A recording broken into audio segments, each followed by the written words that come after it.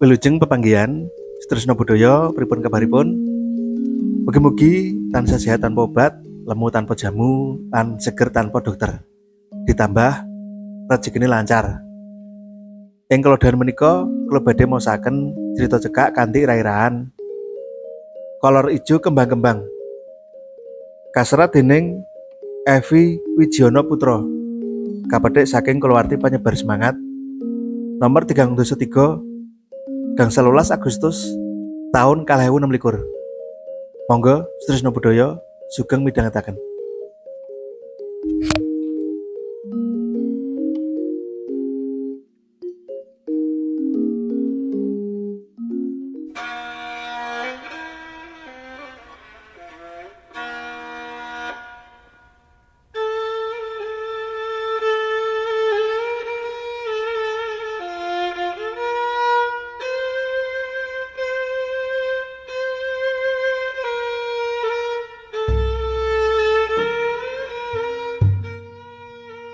Iki kolore sapa?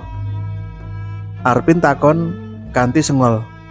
Nalika weruh kathok kolor ijo, motif kembang-kembang sumampir cedhak peturon. Dheweke kaget. Merga swal iku dudu duweke. Semono uga manut pangrasane. Bojone uga ora duwe kathok kaya ngono. Kinah ora tangi lan mangsuli pitakone sing lanang. Ora cetha. Pancen ora krungu utawa etok-etok ora krungu. Arpin nembe mulih saka klisat. Pungkasane kali cilik ing alas jati. Sakjroning mangsa ketiga kaya ngene. Kali iku ora ana banyune. Mula diarani Kali Asat utawa asring dicekak dadi klisat.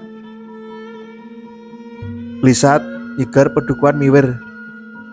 Senadyan jenenge asline Miwir, nanging warga Pedukuhan liya luwih ngarani wewengkon kasebut Klisat. Klisat kondang awit ana cerita sing nyolowati nganti sprene. Kali iku papane ing antarane alas jati lan Padukuhan Miwir. Jerone 10 meter luwih saka dalan sing mung bisa diliwati karo wong mlaku. Arang ana wong wani mlebu utawa mudhun menyang kali. Yen pinuju rendeng, dalan dhuwur kali rungkut, kebak gegodhongan saka wit-witan sing uripe klangsrah lemah utawa sing tiba saka wit gedhe. Yen ketiga kaya saiki, uga kebak resek godhong garing.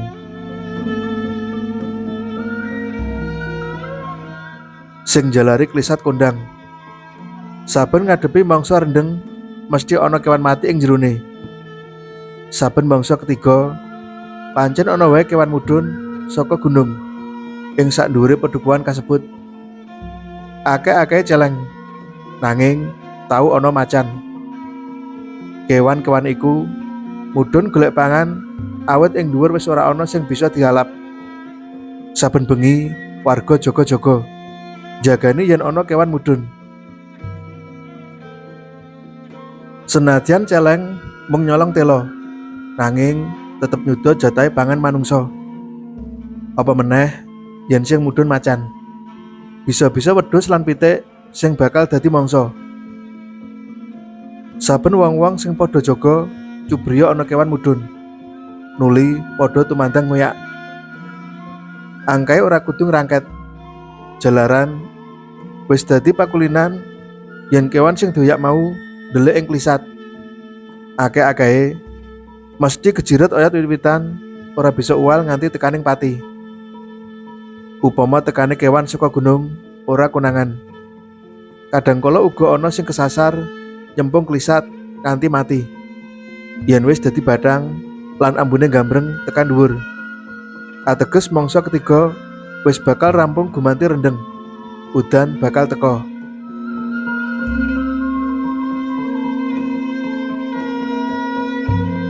Ora ngerti lara-larae kepriye. Warga percaya marang pakulinan sing kaya ngono mau. Nanging mangsa saiki sajak beda karo padatan.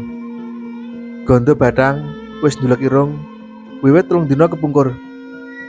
Najan mangsa udan isih adoh. Kepara malah hawa krasa luwih panas. Wayah wengi sing atis wae, jalari keringat metu saka awak. Mula warga tetep giliran jaga. Sinambi nikelake kawaspadan.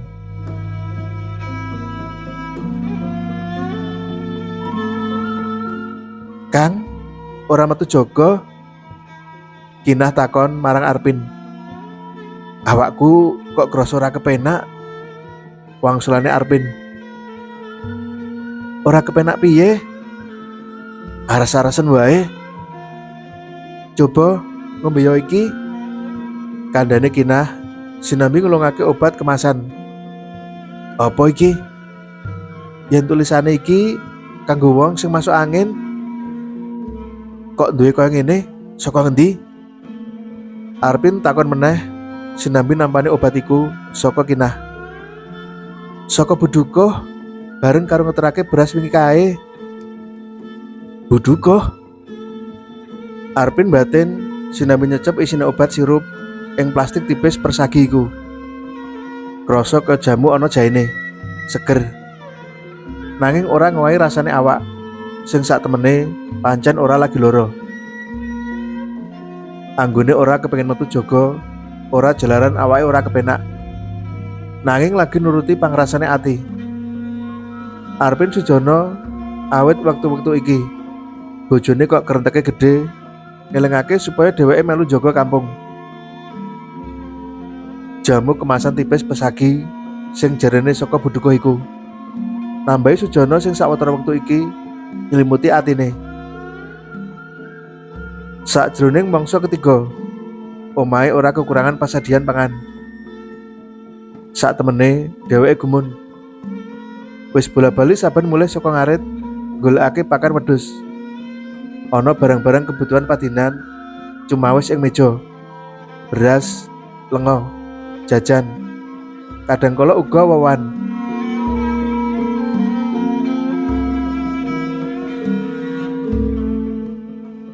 Saka Budukoh, kandhane Kinah, nalika sepisanan Arpin merui barang kebutuhan pokok sing sawetara wektu iki angel dituku amarga duwite cupet.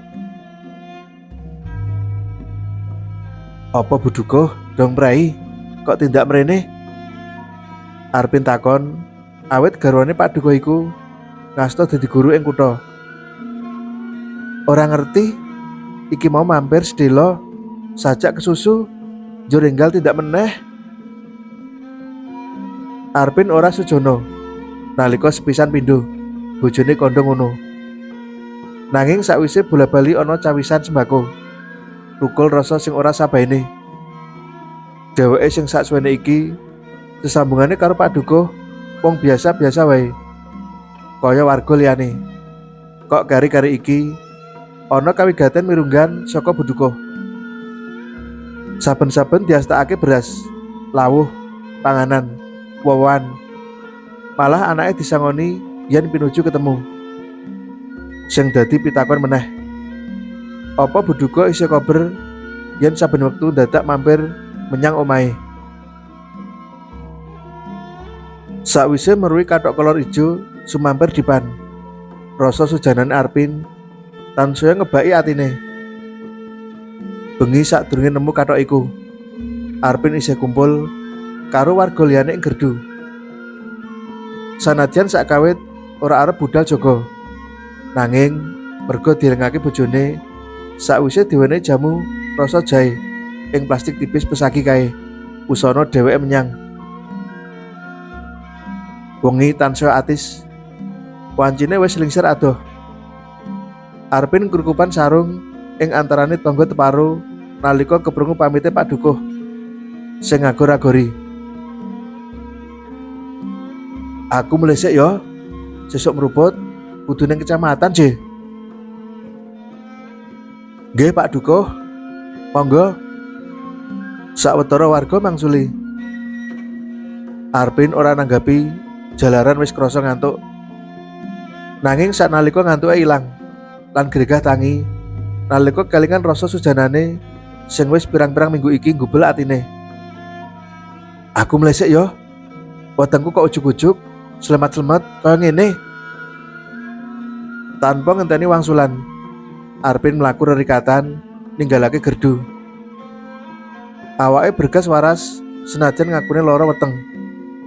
Dheweke kepengin buktekake rasa sujanane. Meleset apa ora? Tekan cedhak omahe, lakune Arpin digawe rada alon. Dheweke nyelingker bakal liwat lawang mburi. Krosak. Dilalah sikile Arpin midak bedhek pring tutup juglangan. Dheweke kecemplung. Tujune juglangane ora patiya jero.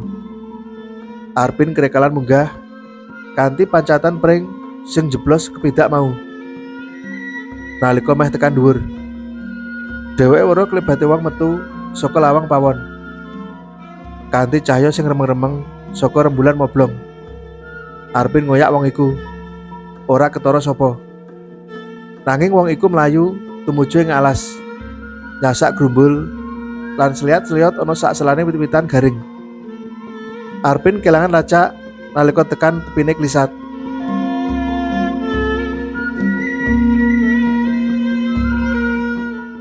Esuke wewengkon klisat ubur.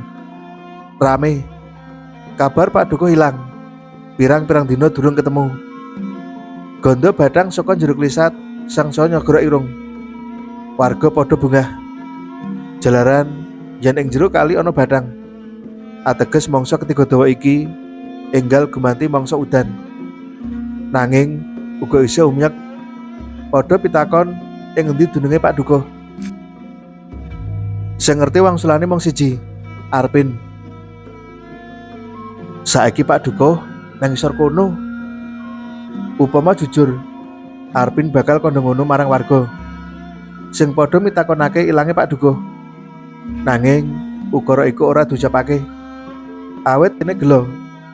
Pak Dukuh wis bandrek sina karo bojone.